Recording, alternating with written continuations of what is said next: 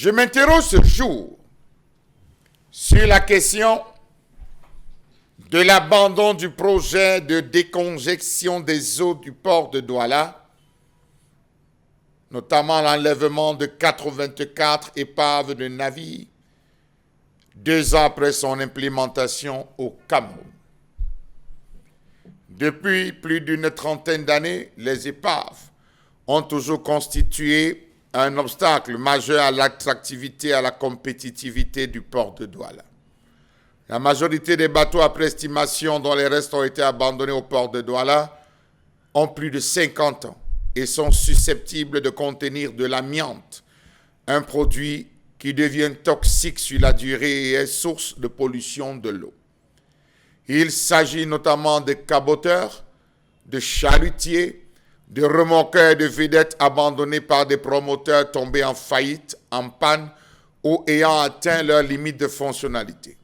Certains encombrent la place portuaire depuis le début des années 1980.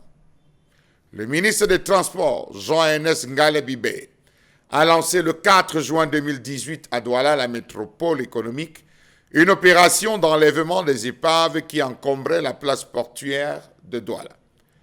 La même opération engagée au port de Douala devrait se poursuivre dans les ports secondaires de Limbé où il y a une dizaine d'épaves à enlever et au port de Tiko, 16 épaves. Précisons-le, l'opération a été subdivisée en plusieurs phases, notamment 3. Enlèvement des épaves en état de flottabilité après renflouement, retrait des épaves devant être découpées dans l'eau, et enfin, l'enlèvement de celles assorties de l'eau et à mettre sur quai pour dépaissage. Belle opération des épaves, d'enlèvement des épaves, afin de décongestionner l'espace portuaire de Douala. Les plans d'eau et les quais étant encombrés par ces épaves et autres rebuts de navires. Menée par la régie déléguée de dragage, la phase 1 de cette activité d'enlèvement des épaves flottantes s'est bien achevée. Une trentaine d'épaves de navires ont été enlevés dans ce cadre par la firme Bonifacio Sarl qui menait les travaux. L'opération menée par l'entreprise italienne Bonifacio prévoyait la récupération des épaves, leur dépaissage, le tri des matériaux qui les composent et la récupération de la ferraille pour la revente. 4 milliards 700 millions. C'est le chiffre qui avait été avancé pour le coût total des 84 épaves.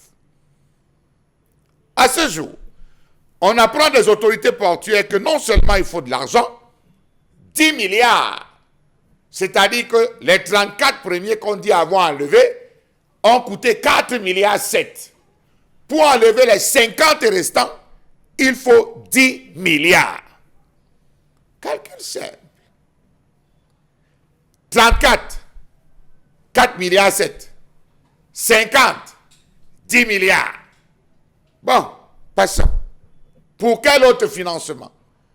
Est-ce qu'on a dit que l'enlèvement de 84 épaves va coûter aux contribuables camerounais 14 milliards 700 millions? Franchement. La deuxième phase des travaux d'enlèvement des épaves sur les plans d'eau, le chénal, les pieds de quai et d'Ars au port de Douala, va s'effectuer pour un coût total de 10 milliards. La charge pour la phase est confiée à une autre entreprise italienne, non plus l'entreprise Bonifacio, mais l'entreprise Lucatelli, qui va principalement se déployer dans la zone du quai Boscam, en la zone aval. Quelle est la raison pour laquelle on a retiré le marché à Bonifacio pour donner à Lucatelli? Question. Passons. Comment comprendre donc ce projet qu'on a laissé en berne et dont on savait que le coût total devait être de 4,7 milliards et qu'aujourd'hui on nous dise qu'il faut 10 milliards pour pouvoir finir? Dans le cahier de charges qui avait été présenté par le ministre des Transports, il était question que l'argent issu de la revente de la ferraille devait servir à la continuité des travaux. Sauf que la ferraille issue donc de ces épaves qui a été vendue aux hypothéqués, aux confiés, tous ont perdu les traces. On parlait de 33,350 milliards de francs CFA que devait rapporter la vente de cette ferraille. En fouillant plus loin, on s'est rendu compte que cette ferraille intéressait un géant indien qui avait eu à faire des descentes au Cameroun pour explorer, observer, scruter, peser, sous-peser l'ensemble des travaux.